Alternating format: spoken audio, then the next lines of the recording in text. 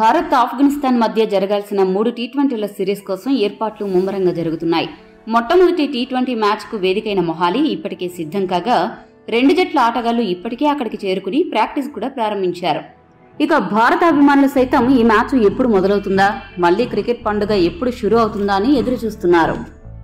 ఒక పక్క ఈ తంతు నడుస్తుండగా మరో హాట్ టాపిక్ వార్తల్లో నిలిచింది. ఇటీవల దక్షిణాఫ్రికా పర్యటన ముగిసిన సందర్భంగా భారత కెప్టెన్ రోహిత్ శర్మ చేసిన వ్యాఖ్యలు ఐసీసీకి మంట పుట్టిస్తున్నాయి. దీంతో రోహిత్ శర్మపై వెంటనే చర్యలు తీసుకునే దిశగా ఐసీసీ అడుగులు వేస్తున్నట్లుగా విశ్వసనీయ సమాచారం.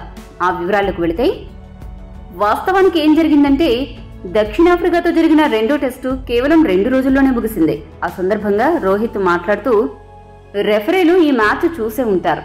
దక్షిణాఫ్రికా జట్టును వారి సొంత గడ్డ మీద 1.5 రోజుల్లో చిత్తు చేశాం.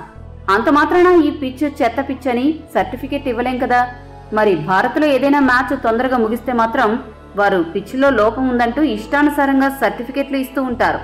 వన్డే ప్రపంచ కప్ ఫైనల్ సందర్భంగా ఇదే జరిగింది. ఒక బ్యాట్స్మెన్ సెంచరీ చేసినా కూడా ఆ పిచ్ యావరేజ్ అంటూ తేల్చి పారేశారు. దక్షిణాఫ్రికా లాంటి కష్టమైన పిచ్లపై ఆడడానికి నేనెప్పుడూ ఇష్టపడతాను. ఇకనైనా ఐసీసీ చూసుకుని సర్టిఫికెట్లు ఇస్తే బాగుంటుంది అని రోహిత్ వ్యాఖ్యలు చేశాడు.